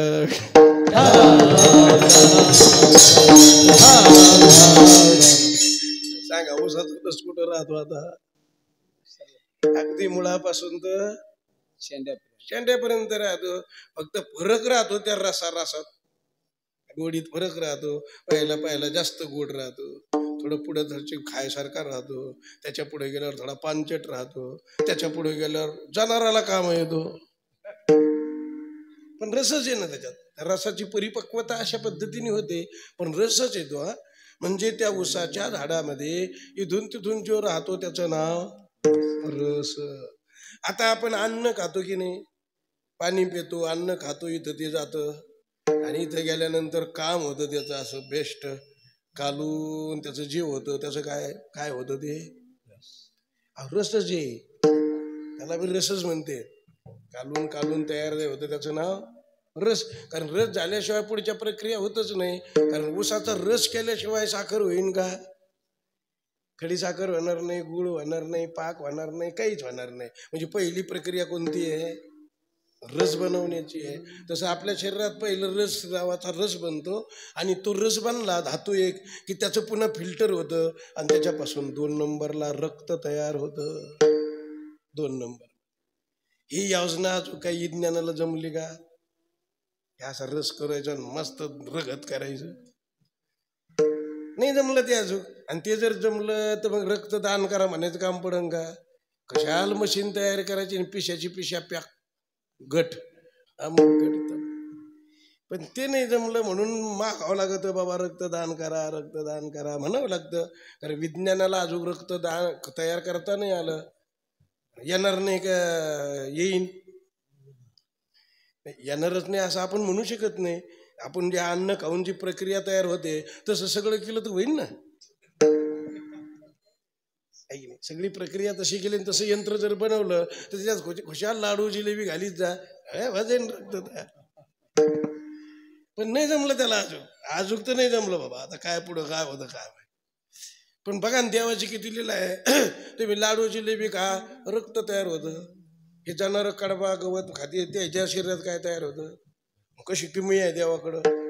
हे डुकरं मांजरं हे काही खाते त्याच्या शरीरात काय होतं? रक्तच होतं. हे डास काय करतात माणसाचं? आणि त्याच्या शरीरात काय होतं? काय कमाल आहे बरं देवाची. रक्तापासूनही रक्त तयार करण्याची क्षमता भगवंताकडे येते. ही देवाने त्या शरीरात घातलेली तशा शरीरात कशी व्यवस्था आहे पहा. म्हणून अशा पद्धतीचं रक्त बनवता येत नाही विज्ञानाला अजून. मग रक्ताचं फिल्टर झालं की पुढचा धातू बनतो. मग आहे की नाही? मंश नावाचा धातू बनतो. म्हणजे पहिलं रस बनतो, नंतर अशा पद्धतीचं रक्त बनतं, नंतर पुढे मांस बनतं, नंतर पुन्हा ते फिल्टर होत चालतं एक एक एक एक एक एक. आणि मग असं सगळं शरीरात बनून चालते. 7 धातू बनतात. त्यामध्ये पुढे अस्थी बनते, मज्जा बनतात, नंतर वीर्य बनतं, नंतर त्याचा मनावर परिणाम होतो. बरं, हे खाल्लेलं अन्न मनावर परिणाम होण्याकरता किती दिवस लागते तुम्हाला माहित नसलं तर सांगतो. 40 दिवस लागते. किती? 40 दिवस. आज तुम्ही इथे आले आणि जर देवीचा प्रसाद खाल्ला तर तुम्हाला 40 दिवसांनी गुण येईन, लगेच नाही येणार. म्हणून आपल्या जुन्या काळामध्ये कोणतंही काम करायचं सांगत होते आपल्याला की तुम्ही असं करा तसं करा. 1.25 महिना मारुतीला पाणी घाला, 1.25 महिना इटाळ पाळा, 1.25 महिना असं करा. मग 1.25 महिना म्हणजे किती दिवस होते? 2 कमी 40 दिवसाचा अंदाज येईन तो. मग विज्ञान हे सांगतं, आपलं शास्त्रही ते सांगतं.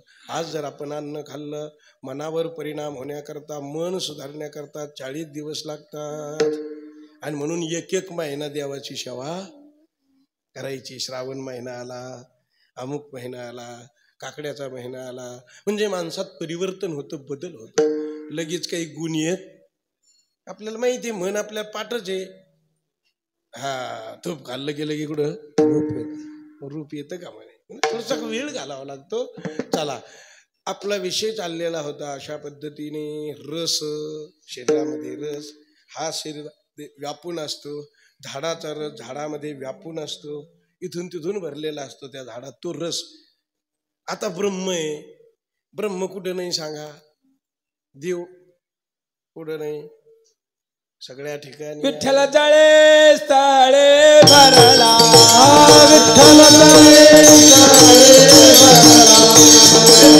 धावला हे उरला,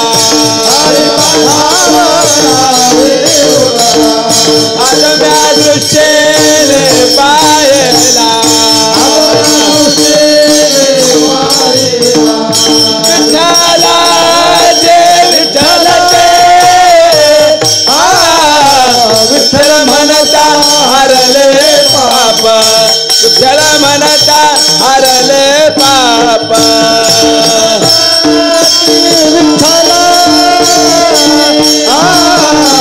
विठ्ठल म्हणता हरले पाप, विठ्ठल म्हणता हरले पाप.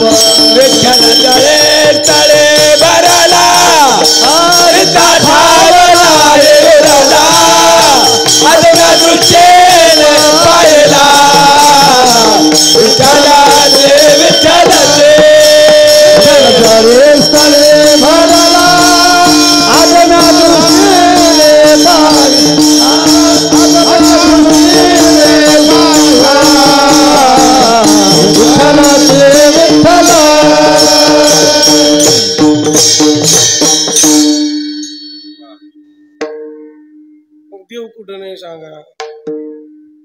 सगळ्याला माहिती आहे देव सगळ्या ठिकाणी आहे,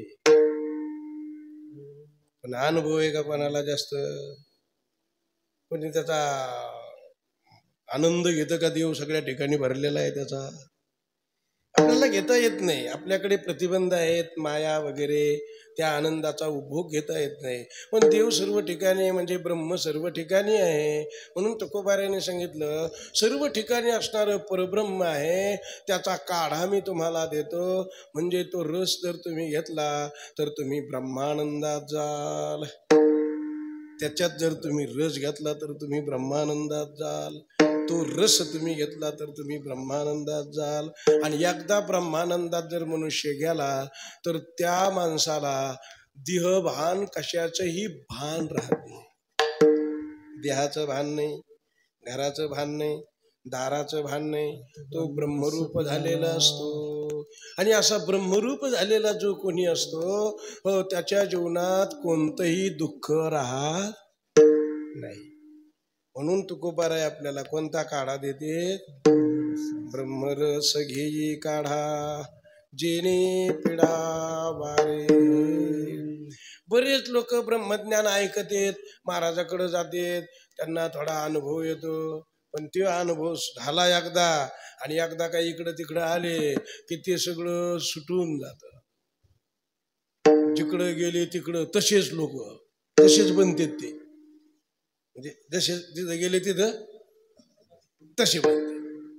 एखाद्या महात्म्याच्या पुढे गेले तेवढ्या पुरता आनंद घेते आणि पुन्हा तिथून निघले आणि एकदा का लग्नात गेले तर मग कोणासारखे बनते? मग लग्नासारखे बनते. दुसरीकडे मौतीला गेले की मौतीसारखी बनते. म्हणजे त्याची वृत्ती तशी तशी होत चालते.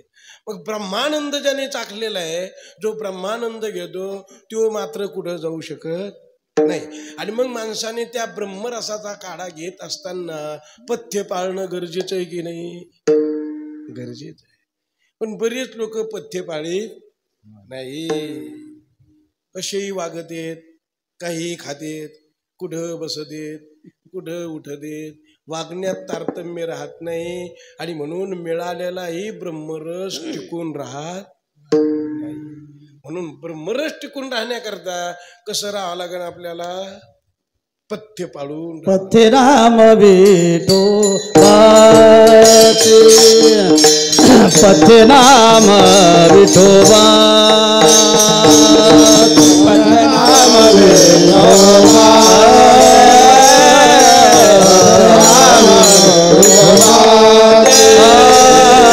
पथ्य नाम विठोबा, पथ्य नाम विठोबा, पथ्य नाम विठोबा,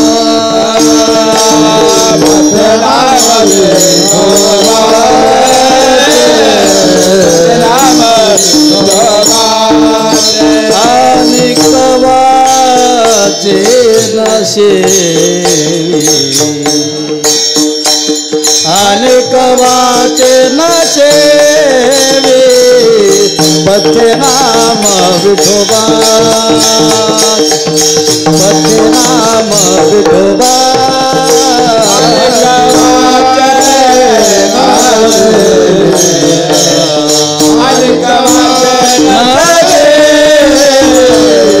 पथ्य नाम विठोबा, पथ्य नाम विठोबा, पथ्य नाम विठोबा, आणि कवाचे नसेवे, आणि कवाचे नसेवे, आणि कवाचे नसेवी, पथ्य नाम विठोबा, आणि कवाचे नसेवे,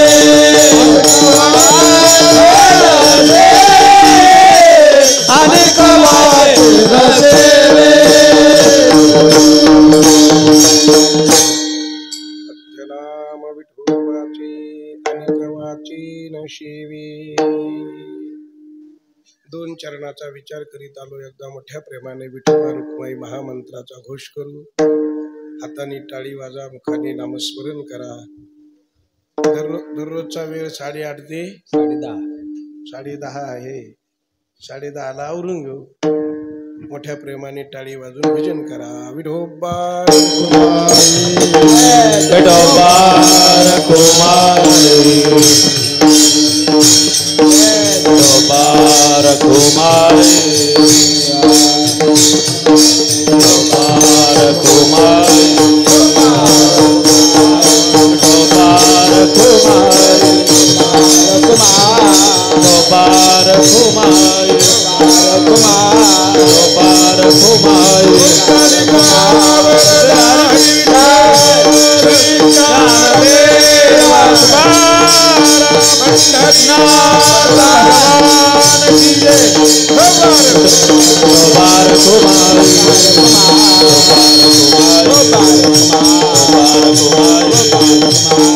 रखुमाई.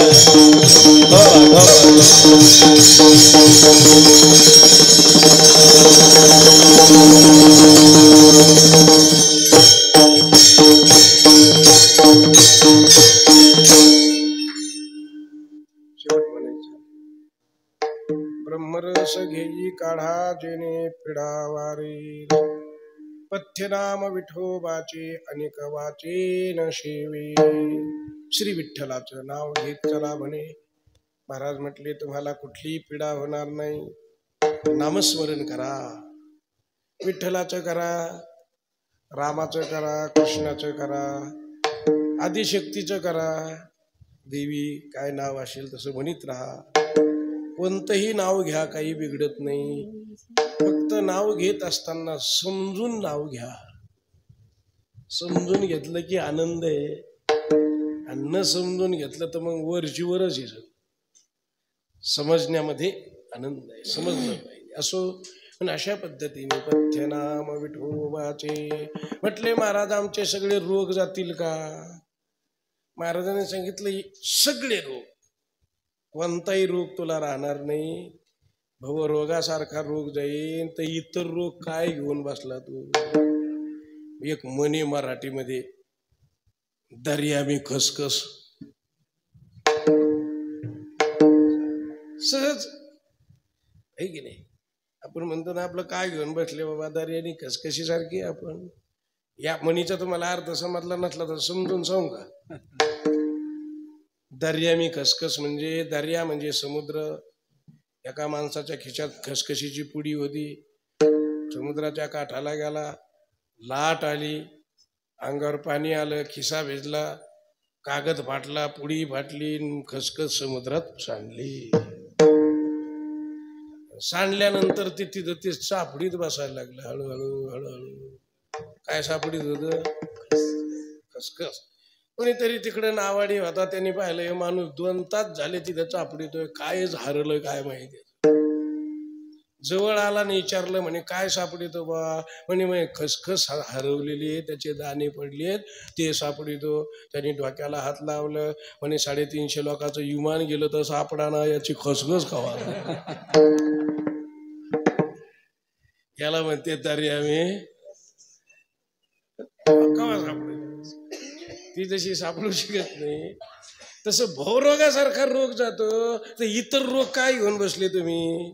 भवरोगायसे जाय अनिक काय शुल्लके, भवरोगायसा जाय, भवरोगायसा जाय अनिक काय शुल्लके, भवरोगायसा जाय, भवरोगायसा जाय अनिक काय शुल्लके, भवरोगायसा जाय, भवरोगायसा जाय अनिक काय शुल्लके, भवरोगायसा जाय, भवरोगायसा जाय अनिक काय शुल्लके, भवरोगायसा जाय, भवरोगायसा जाय अनिक काय शुल्लके, भवरोगायसा जाय, भवरोगायसा जाय अनिक काय शुल्लके, भवरोगायसा जाय, भवरोगायसा जाय अनिक काय शुल्लके, भवरोगायसा जाय, भवरोग ऐसा जाय, भवरोग ऐसा जाय, अनिक काय शुल्लके, अनिक काय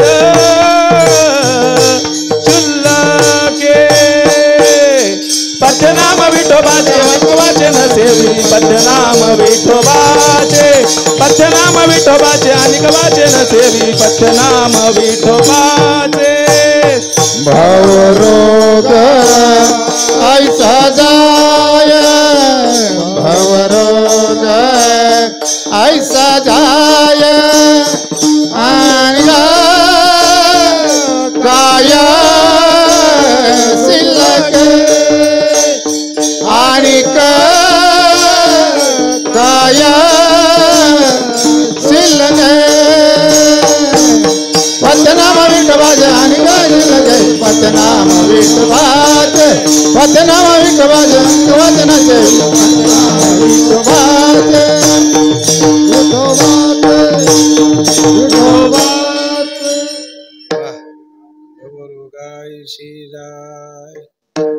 अरे इतर रोग तू काय घेऊन बसला लहान मोठे रोग तर सहज जाते जर कोणी आजारी असेल तर त्यांनी प्रयोग करी जा सोपा प्रयोग आहे सकाळी सकाळी आपल्या पुढे चहा येतो त्या चहावर नजर टाका म्हणा देवा तूच औषध आहेस औषधम जगतशी तू चहाला औषध समजून घेत चला तुमचा रोग निघून जाईल तुम्हाला जेवण आहे तुमच्या पुढं औषध म्हणून जेवण करा भगवंताचं नाव घ्या पण त्या वेळेला हे देवा तूच औषध आहेस आणि नाव घ्यायचं चहा घ्यायचा नाव घ्यायचं पाणी प्यायचं ग्लास आला भगवंताचं ध्यान करा थोडा वेळ की देवा तूच औषध रूपाने आहे पाणी रूपाने तूच आहेस असं म्हणायचं घेत राहायचं बघा 4-8 दिवसात तुम्हाला एक वेगळा अनुभव येईल कारण देवाच्या नावामध्ये खूप ताकद आहे खूप शक्ती आहे अनेक लोकांचे रोग गेले जन्मेजय राजाचे रोग गेले अनेक रोगिष्ठ लोकांचे रोग गेले साधे साधे रोग तर किती काही गेले शरीराचे पण भवरोगासारखा रोग निघून जातो पण भवरोगायशी जाय अनिक काय शुल्लके कशाची बाधा राहणार नाही म्हणून तो का म्हणेनो हे बाधा अनिक कदा भूताचे माऊलीचं भजन झालं की चाल म्हणू तो का म्हणेनो हे बाधा अनेक कदा भूताची कोणतीच बाधा होणार नाही भूताची बाधा होणार नाही भूताची म्हणजे प्रेत भूत वगैरे ते घ्यायचं काही ते घेतलं तरी काही बिघडत नाही कारण त्याची बाधा होणार नाही होणार त्याची बाधा पण पंचमहाभूत घ्यायचे इथं पृथ्वी आप तेज वायू आकाश आणि या पंचमहाभूतापासून आपल्याला ज्या बाधा होतात त्रास होतो त्या सगळ्या बाधा निवृत्त होतील प्रल्हादासारखा भगवत भक्त होता आणि त्या भगवंताच्या नामाने आणि ब्रह्मरसाच्या काढ्याने प्रल्हादाला अग्नीने जाळलं नाही पाण्याने मारलं नाही हत्तीच्या पायाखाली गेला तरी काही झालं नाही 13 प्रयोग त्याच्याकरता केले 13 मारण्याकरता विष दिलं तरी काही झालं नाही का झालं नाही ब्रह्मरस काढा घेतलेला होता भगवंताचं नाव घेत होता आणि त्यामुळे त्याला कुठलीही बाधा झाली नाही म्हणून तो का म्हणेनो हे बाधा कोणतीच बाधा नाही स्थूल शरीराला बाधा होत नाही सूक्ष्म शरीराला बाधा होत नाही काही बाधा दोन्ही शरीराच्या वेगळ्या वेगळ्या बाधा असतात स्थूल शरीराच्या बाधा वेगळ्या सूक्ष्म शरीराच्या बाधा वेगळ्या आणि कारण शरीर हे आपल्याला मिळालं त्याचा बाध होऊन जातो कारण शरीर नष्ट होतं आणि मनुष्य मुक्त होतो कशामुळे ब्रह्मरस घेई काढा आणि ही भूतप्रेत ही बाधा होतच नाही भगवत भक्ताला माऊलीने हरिपाठात म्हटलं भगवंताचं नाव घ्या पळे भूत बाधा बिलकुल भूताची बाधा होत नाही प्रेताची बाधा होत नाही यक्षाची बाधा होत नाही राक्षसाची बाधा होत नाही कशाचीच बाधा होत नाही म्हणून भूत बाधा होत नाही सामान्य रूपाने भूत योनीतल्या जीवाची सुद्धा आपल्याला बाधा होऊ शकत नाही भगवंताचं नाम घेणारे बरेच लोक भूताला मानितच नाहीत असा एक माणूस होता भूताला न मानणारा शहरात राहत होता गावाकडे मधून अधून येत होता एक दिवस गावाकडे आला जुना काळ होता फाट्यावर उतरला 2 किलोमीटर गाव होतं मध्यंतरी एक पडकी विहीर होती आणि गावात बोभाटा होता त्या विहिरीवर काय राहतात म्हणे बोभाटा झाला त्याला माहित होतं या एरियावर लोक म्हणतात भूत राहतात, पडकी एरिया आहे, इथं भूत राहतात. आणि त्या जवळजवळ आला आणि मग हळूहळू हळू मनातून सहज त्याच्या राम राम राम राम सुरू झालं बरं. कारण ते आपोआप येतं. मग ते भिऊ इतकं बेकार आहे ते. असं राम राम राम राम ते म्हणायला लागलं आतून मनातून. पण भूताला ते मानित नव्हतं, कशालाच मानित नव्हतं. पण ते नावेलाच राहत होता आणि त्याला काही माहित नसतं. तरी मग काही. पण हे जे माणूस होता, सुशिक्षित होता, शिकलेला होता, त्याला ते माहित नव्हतं राम राम म्हणल्यावर भूत जवळ येत नाहीत हे पण माहित नव्हतं. आणि कर्म धर्म संयोगाने योग आला, 2-5 भूताने त्याला अडवलं. ते घाबरलं, लगेच खाली बसलं. म्हणले बेकार झाला. भूत म्हणायला लागली घ्या खाऊन म्हणे याला. काही भूत म्हटली अरे कच्चा खाण्यापेक्षा भाजून खाऊ. एक जण म्हटला जा गावात आणि या अग्नी घेऊन. ते गेलं गावाच्या जवळ, पण इथं चालू आता सप्ताह भजन चालू होतं. ते भूत तिथूनच मागं फिरलं, तिथे गेलं.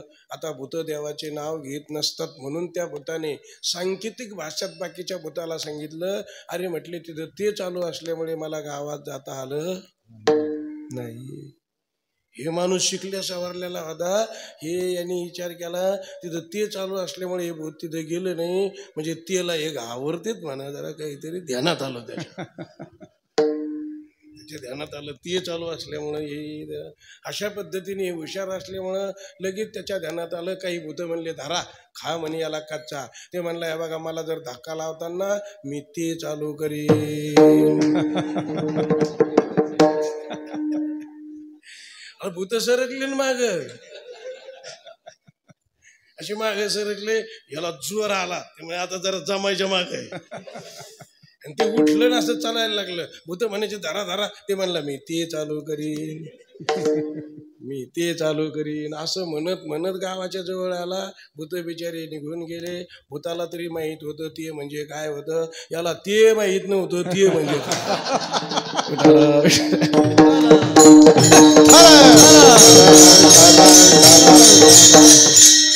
जमून गेलं ना काम. म्हणून माणूस हुशार तरी पाहिजे कमीत कमी. म्हणून भगवंताच्या नामापुढे कोणतीच बाधा शिल्लक राहत नाही. म्हणून नाम घेत चला, मुखाने नाम घ्या. भगवंताचा रस ब्रह्मरसाचा काळाचा खा. तुकोबारायाने सांगितलं तुम्हाला कोणती बाधा राहणार नाही. कायिक नाही, वाचिक नाही, मानसिक नाही, भौतिक नाही, कुठलीच बाधा राहणार नाही. फक्त तुम्ही मी द्यालेला काढा घ्या. काही काही लोक घेतात आणि घरी जाऊन फेकून देतात. म्हणजे त्याचं मनन करीत नाही बरं का. काढा घेतात, ऐकतात महाराजाच्या पुढे बसून, पण मनन करीत नाही, निधिध्यासन करीत नाही, तत्व पदार्थ शोधन करीत नाही. आणि पुढे त्याचा अभ्यास न केल्यामुळं तो काढा घ्यायला गुणच येत नाही. काही काही लोक म्हणजे महाराज किती सत्य करून काय फायदा आहे म्हणते की नाही लोक. उग पैसे खर्ची देत म्हणे लोक. असं करते तसं करते, आपल्यालाच बोलत येत ते उरपडे. का म्हणून आपण काढा देत नाही का? देतो, पण लोक काय करीत नाही, पथ्य पाळीत नाही, पथ्य पाळीत नाहीत. आता ऐकते सुंदर वाटतं कीर्तन, वा वा वा काय महाराजांनी सुंदर सांगितलं. पण पुढे गेले की जैसे ते काही फरक नाही. फरक पडला पाहिजे, वृत्ती बदलली पाहिजे, वैराग्य झालं पाहिजे, ज्ञान व्हावं वाटलं पाहिजे, असं शांत माणूस झाला पाहिजे. आणि केव्हा होईन, होईन ना एक दिवस अभ्यास केल्यावर. हळूहळू हळू अभ्यासाची निबळे एका गती अंतराळे. व्याघ्र सर्प प्रांजाळे केले एके काय होणार नाही. म्हणून संताची संगत करा, ब्रह्मरस घेई काढा जेणे पिढा वारेल. पथ्य नाम विठोबाचे अनिक वाचे न शेवी. आदि माया शक्ती अतिशय सुंदर तांदळ आहे. रेणुका माता. गाडे जळगावला मी राहतो, तिकडे एक आश्रम आहे आमचा. रेणुका मातेच्या कुठेही पूर्णाकृती पुतळा आहे का? कुठंच नाही, असेच पुतळे सगळे अर्धा. पण त्या गावाला मात्र सुंदर डोंगरावर मंदिर आहे छोटंसं, आणि परिपूर्ण पुतळा आहे, परिपूर्ण पायापासून तर शेवटपर्यंत रेणुका माता. आणि बाळ आहे स्थानाला पण. कोणी म्हणतं परशुराम आहे, कोणी म्हणतं भक्त आहे, असे आहे. पण सुंदर देवीचे एक नाविन्यपूर्वक तिथे रेणुका मातेचं अधिष्ठान आहे. अशी अनेक अधिष्ठानं या भारतामध्ये, आपल्या महाराष्ट्रामध्ये, त्यापैकी आपल्या गावात आहे. अतिसुंदर भव्य दिव्य पुतळा महाराजांची देवीची आराधना इथे होते. 9 दिवस इथं महिला बऱ्याच थांबतात, आहे की नाही. फराळाची सोय आहे, भजनाची सोय आहे, कथा कीर्तन ऐकायला आहे. म्हणून इथंच थांबत जा, पुन्हा घराकडं मन जाऊनच देऊ नका. बऱ्याच जणी इथं थांबत्यात पण विचारितच राहतात घरचं काय चाललं.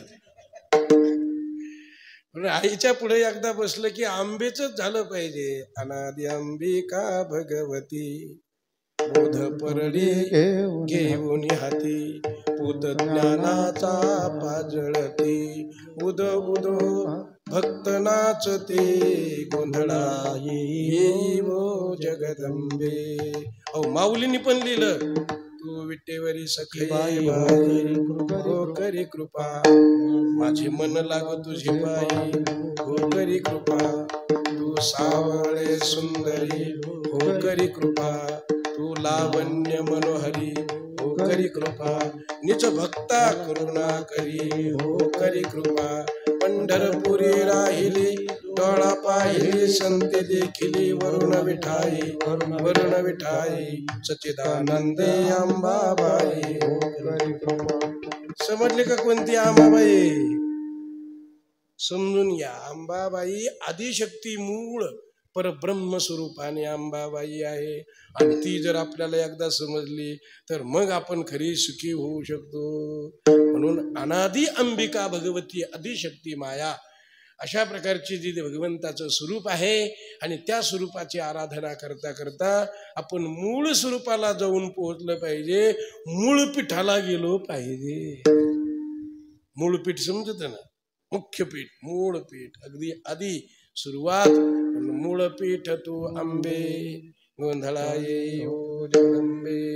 अशा पद्धतीने आधी माता आपल्याला समजून अंबेची उपासना व्हावी असो, अशा या मंगलमय प्रसंगी कीर्तनाचा योग प्राप्त झाला.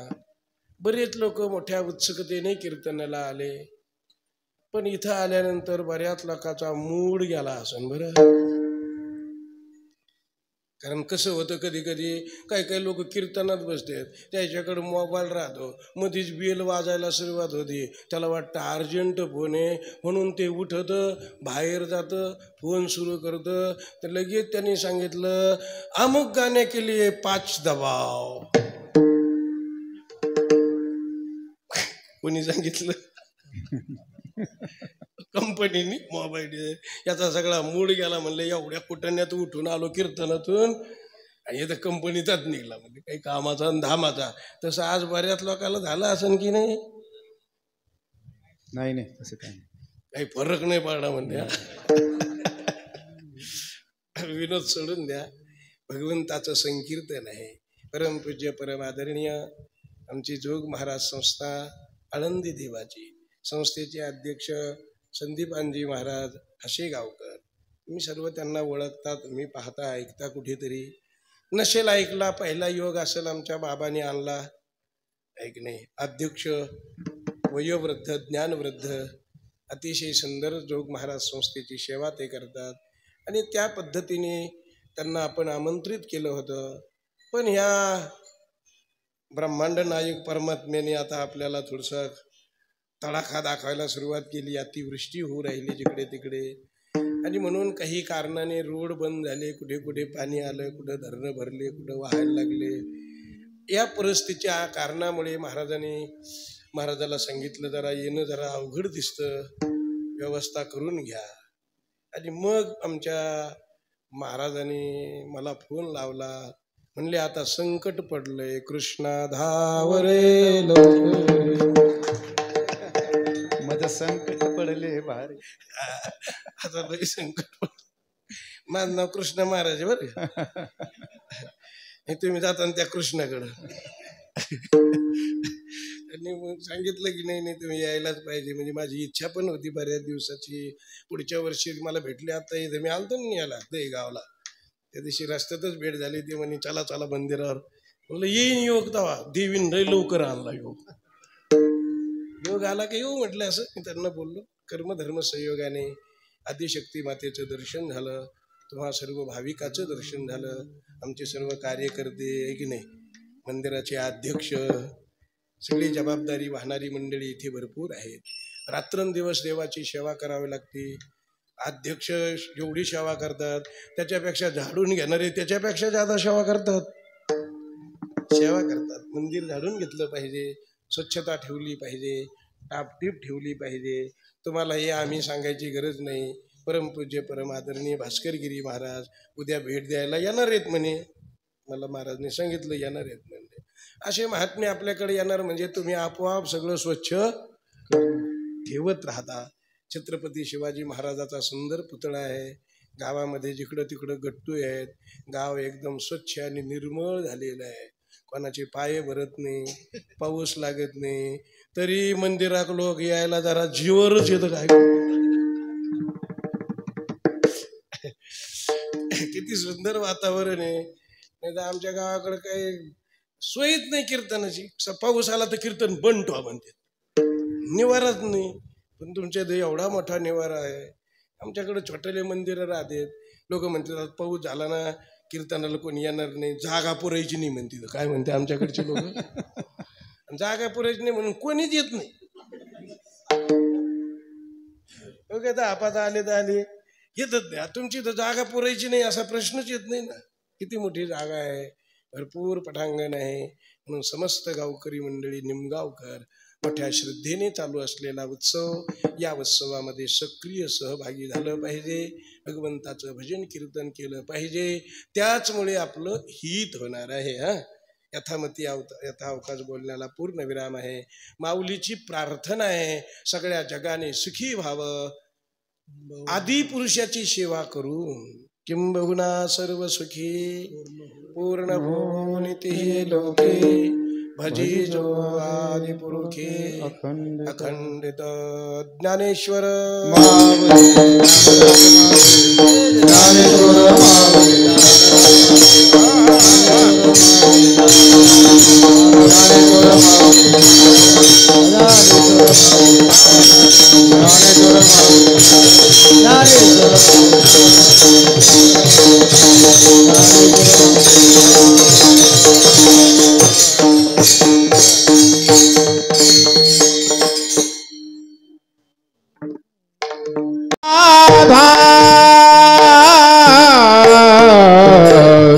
तुका मने नो हे बाधा, तुका मने नो हे बाधा, तुका मने नो हे बाधा, तुका मने नो हे बाधा, तुका मने नो हे बाधा, तुका मने नो हे बाधा, तुका मने नो हे बाधा. अनिका कदा भूतांती, अनिका कदा भूतांती,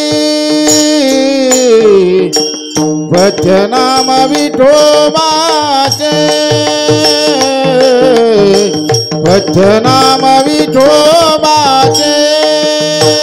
अनेक कदा भूताचे, अनेक कदा भूताचे, वचनाम विठोबाचे, वचनाम विठोबाचे. अनेक वाचे